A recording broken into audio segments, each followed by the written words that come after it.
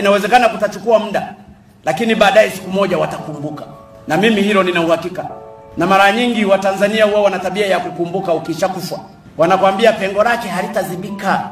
John Pombe Joseph Magufuli alizaliwa tarehe 29 Oktoba mwaka 1959 katika kijiji cha Chato, wilaya ya Biharamulo, mkoani Kagera. Alikulia katika familia ya kawaida ya wakulima na alipitia maisha ya kijijini yaliyomjengea nidhamu, uchapakazi na heshima kwa watu.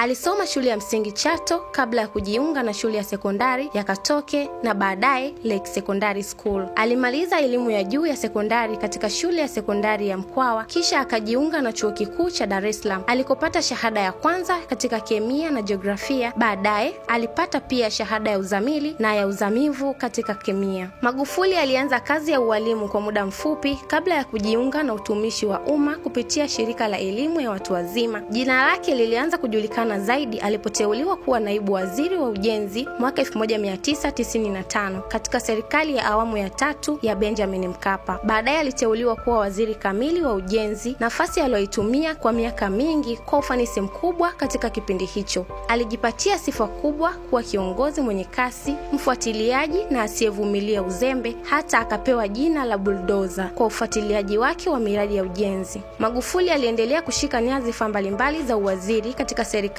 ya awamu ya 4 ya Rais Jakaya Kikwete, ikiwemo Wizara ya Ujenzi, Wizara ya Ardhi na Wizara ya Mifugo na Uvuvi. Umahiri wake wa kufuatilia kazi, kukemea rushwa na kutekeleza majukumu bila uoga uliendelea kumjengea heshima, lakini pia kumfanya aonekane kuwa tofauti na viongozi wengine wa kisiasa wakati huo.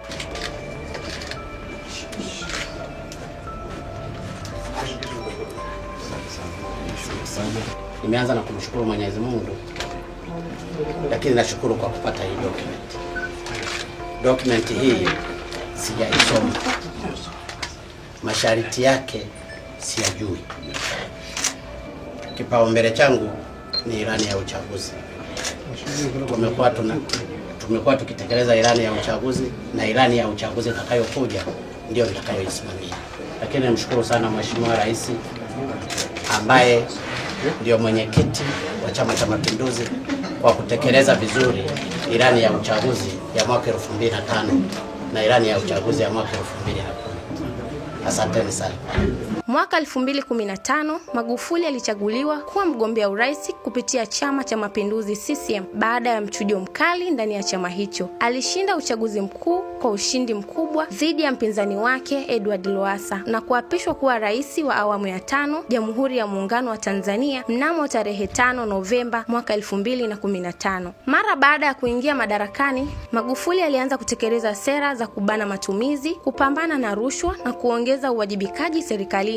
Alifuta safari nyingi za viongozi, alizuia matumizi makubwa ya fedha za umma na alihamasisha shughuli nyingi za kiserikali kuhamia Dodoma, makao makuu ya nchi. Serikali yake ilijikita katika ujenzi wa miundombinu kama reli ya kisasa SGR, ununuzi wa ndege za ATCL, ujenzi wa barabara, madaraja pamoja na kufuatilia shirika la ndege la Tanzania. Pia aliimarisha huduma za afya na elimu, ikiwa ni pamoja na kuondoa ada kwa shule za msingi na sekondari. Alisisitiza nidhamu, uwajibikaji na matumizi sahihi ya rasilimali za taifa. Magufuli alichaguliwa tena kwa muhula wa pili mwaka 2020 katika uchaguzi uliofanyika tarehe 28 Oktoba mwaka huu, akitangazwa mshindi kwa asilimia zaidi ya 84 ya kura zote. Hata hivyo, muhula wake wa pili haukudumu kwa muda mrefu. Mnamo Machi 21, uvumi ulianza kusambaa kuhusu hali yake ya afya, hasa baada ya kutoweka hadharani kwa zaidi ya wiki moja, jambo ambalo liliibua maswali mengi kutoka kwa wananchi na vyombo vya habari.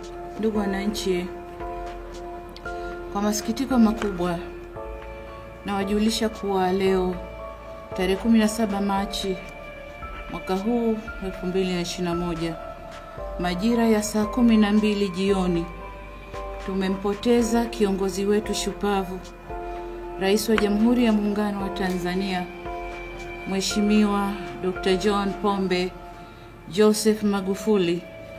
Nchi yetu itakuwa katika kipindi cha maombolezo kwa siku 14 na bendera zitapepea nusu mlingoti. Bwana ametoa, jina lake lihimidiwe. Asanteni sana.